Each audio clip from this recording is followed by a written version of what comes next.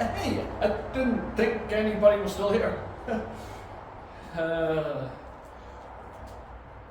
it's a massacre in there, man. There's two of them. Christ, they really should not have reopened this place. You know, I had a family once. Had a son drowned in the lake. Had a wife, ex-wife, but she got decapitated. What'd you say your name was again? Oh. My name is Elias.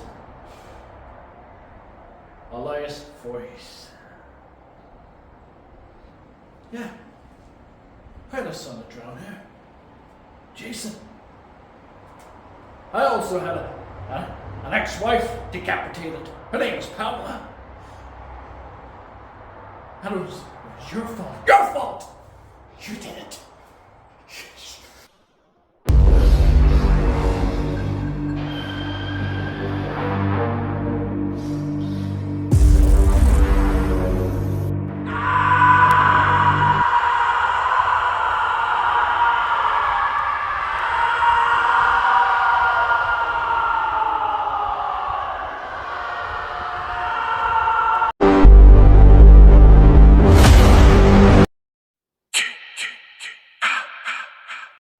Hey, welcome back, guys.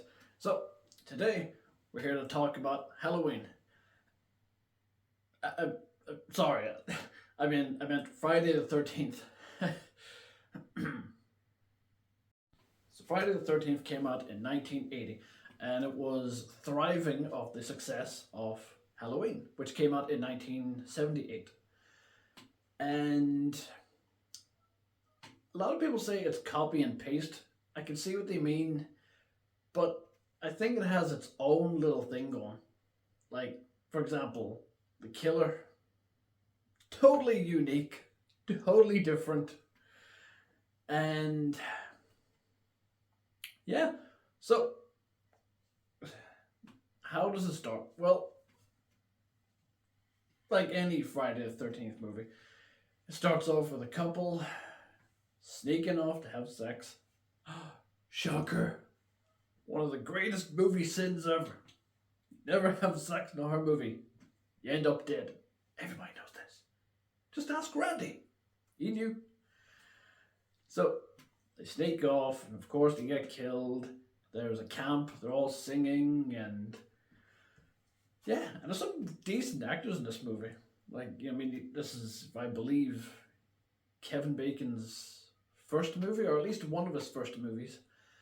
And, you know, the whole movie is just basically this camp reopening because it was closed for many years because a young boy drowned.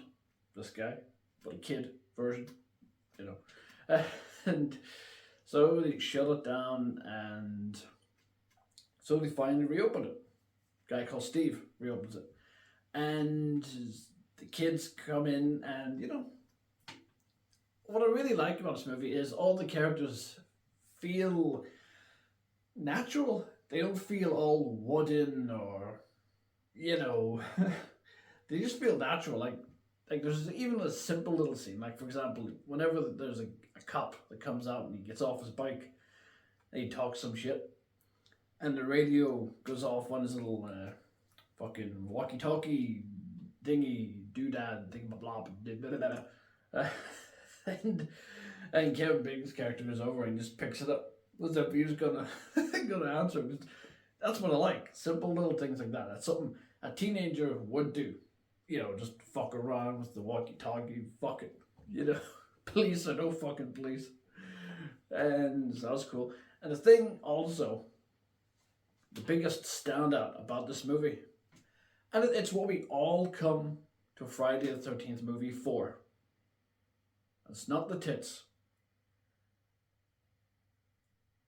I said it's not the tits. It's for the kills. Fuck yeah.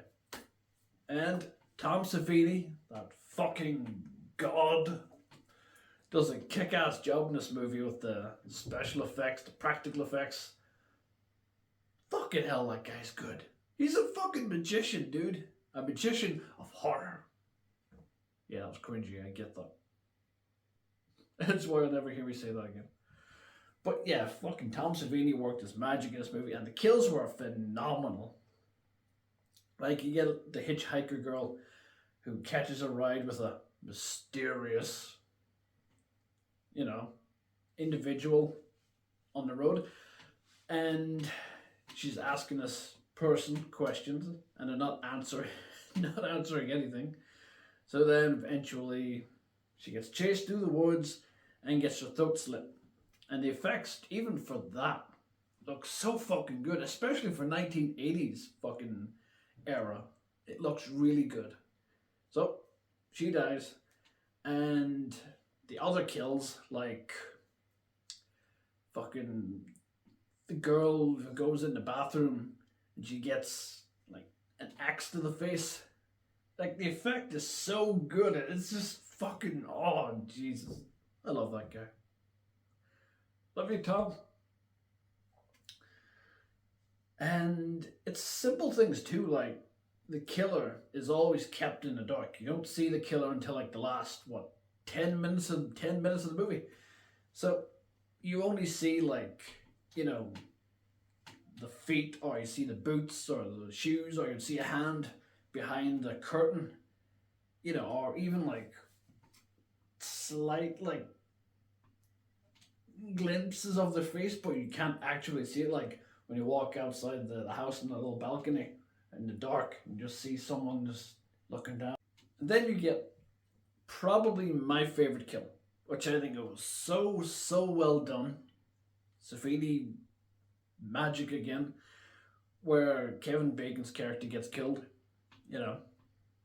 They had only finished doing the deed, and and he's lying there, and because there's a dead body, it's a bunk bed, and it's a dead body of another camp mate. It's been stuffed up there like a fucking bag. So blood's dripping down his face, and he's like, fuck, and then suddenly a hand comes out from under the bed, grabs him, and then you see the knife going up into his neck. And the effect is so good. It's fucking unbelievable. Like, 1980s, people. That looks better than half of the shit we have today. We have CGI to blame for that. But just the whole fucking feel of this movie. Out of the whole franchise, this one feels probably the most unique out of the whole, franchise. It just feels different. And of course, you get the killer reveal. Spoiler, I guess, if you haven't seen it. Which is not Jason. Shocker. Nope, not this guy. His mom. Pamela Voorhees comes out of the van, and you just think, who is this lady? Just random lady just turned up. Did they just bring a lady into this scene so we can watch her get killed? I think that's what everybody thought. And then as she talks and like she sees the bodies, and she's like, no, what kind of monster could have done this? And then you slowly see her descent into just full on fucking psychotic. Which is a really phenomenal acting. Amazing acting in that sense. Like, I would even argue that I think Pamela is scarier than Jason. And I stand by that. And it's true. When she does the whole, like, killer mommy, killer, in that child's voice. That's fucking terrifying, dude. There's a couple of scenes, like, in the middle of the movie where you hear a little girl's voice screaming for help. The girl's in the bathroom. And she's looking around, and you do hear a little girl's voice, like, screaming for help. And then you later realize that It was Pamela. I thought that's fucked up. Like when you think about that, that's terrifying. And excuse me. And you realize that she's batshit crazy. And I mean, to be fair, if you had a kid there and your kid drowned to death, and all these people that are supposed to be watching your kid are doing is having sex and stuff and not paying attention while your kid's drowning and dies, I mean, you would get pissed. I'm not sure if you're going a full-on murder spree, but hey, each to their own, right? Everybody needs a hobby. This was Pamela's. So, the whole movie is just watching teenagers get slashed to shit. And it's shot really, really well, which is what I love about this movie. It is really well shot. Like, we have like shots like when the car light is on, the guy walks up, and then, you see it's like, but it's the whole look of the yellow fucking raincoat is iconic. Something about that is iconic to me. I don't know why, but it's just pretty cool. So he gets killed, and then Alice, the final girl. We have to talk about Alice. Who the fuck is Alice? And for me, probably one of the most forgettable final girls. I know. There was nothing about her that I was like, oh my god, she's amazing. My gosh, she did this. She was pretty forgettable. But overall, there's nothing about her that's iconic. Maybe her hair. Maybe that hairdo. I don't know. But so she defeats Pamela in the end, chops her head off with the machete, and you have that once again iconic scene where Pamela's doing the whole thing, and it's fucking iconic. Like I said, this movie is unique in that sense. Fucking love it. Chef's kiss. And I mean, yeah. Then, of course, we have to talk about the last scene where she's in the boat. And I'm not going to lie, I don't think, personally, for me, I didn't think that the music really fits that scene. It's too, I don't know, maybe too loud, it just didn't seem to fit. But maybe it did, maybe, I don't know. It just hasn't aged well. But she's in the boat and she's just, counting her blessings, a nice happy ending. I got away, I'm alive. And then, just out of nowhere, I remember seeing this as a kid and it actually did scare the shit out of me. This is whenever Jason just jumps off in the water from behind her, grabs her and just pulls her into the water. That scared the piss out of me when I was a kid. And fuck it all, it was effective. Again, prosthetics, makeup, effective. And then she wakes up and boom, you realize, oh, it's just a dream. And then she's like, the boy, what happened to the boy? What boy? I sent 2 of my men in there to get you out, to pull you out of the sea. And she said, we didn't find no boy. And she's like, so he's still in there. And it makes you, think, was he there? Did she dream it? Did it really happen? And yeah, that pretty much wraps up Friday the 13th. It was heavily inspired by Halloween. And you can see that in some shots. There are some scenes you're like, I think I know where they got that idea from. But it isn't copy and paste, completely. There's ideas. Pamela's a very unique killer. The kills are fucking awesome. There's blood and gore. Halloween didn't have any.